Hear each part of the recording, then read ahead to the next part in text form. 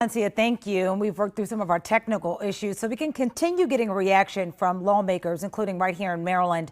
Congressman Johnny Olszewski joining us live this morning. Congressman, thank you so much for being here. Sure thing. Good morning. Yeah, good morning. All right. So obviously, we've seen this major attack from the U.S. On Iran overnight. What are your thoughts on this? Yeah, look, first and foremost, we know that Iran cannot and should not be a nuclear armed country. And so I've been clear in my position on that. However, to date, I have received no actionable intelligence that suggests that they were on the verge of having a nuclear weapon.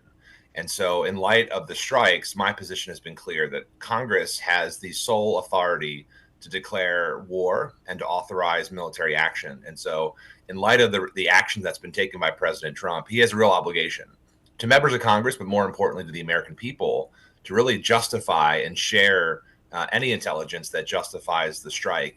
My concern moving forward is that we have 40,000 American military personnel within striking distance of Iranian missiles. We know that this is a country that has access to and has been willing to do terrorism, that has done kidnapping, cyber warfare in response. And so my prayers are with our military folks. I want to make sure Americans are safe. We don't want Iran to have a nuclear arsenal and weapons. However, this is a very serious decision, and the president has an obligation to share the reasons why this attack was undertaken. And Congressman, there's two schools of thought on this because we know Iran has had this enriched uranium, but there's one school of thought that says that they're much further along to having the capability of nuclear power. And then the other school of thought is that we're very far away, or that they are rather far away from having that capability. What are your thoughts on that? We just heard from Congressman Harris that he believes that they are much further along than we believe. Well, for sure. And I think that's why the president has an obligation to share that information with the American people.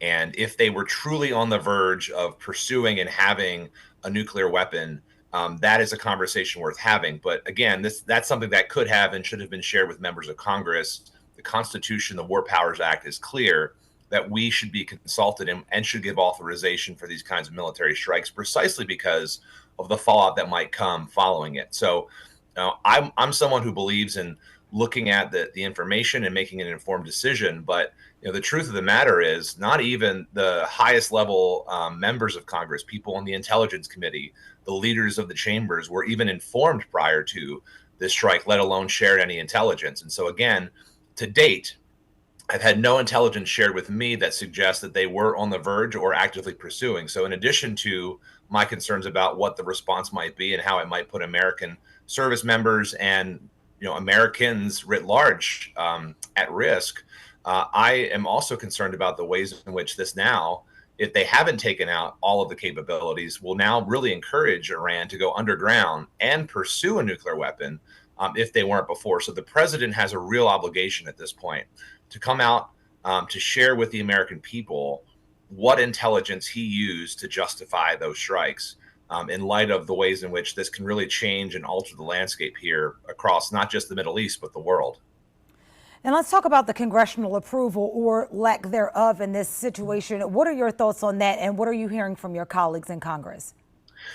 Again, the Constitution is clear that only Congress has the authority to declare war. The War Powers Act only gives the president the authority in case of self-defense or with congressional approval to pursue a military action that would be constituting an action of war like we saw. And so, again, I would be open to considering such action, but that is the role of Congress, and that should be done with information sharing, with intelligence sharing that would suggest that Iran was actually on the verge of producing a nuclear weapon, which, again, we don't want that. I'm not supportive of that. But again, this president has not shared with me as a member of Congress, as a member of the Foreign Affairs Committee. They didn't share intelligence with people who are on the literal Intelligence Committee, what justified the action.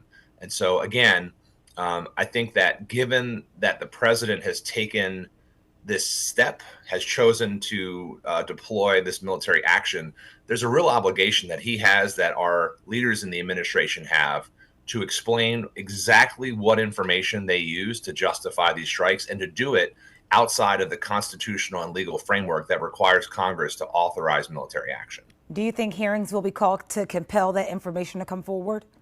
Well, I hope that, given how serious the action is and the potential risks, again, of terrorism and cyber attacks and kidnapping, concerns about Iran pursuing now a military weapon of nuclear capability, if they still have that possibility, I think the president has an obligation today to share that information with the American people.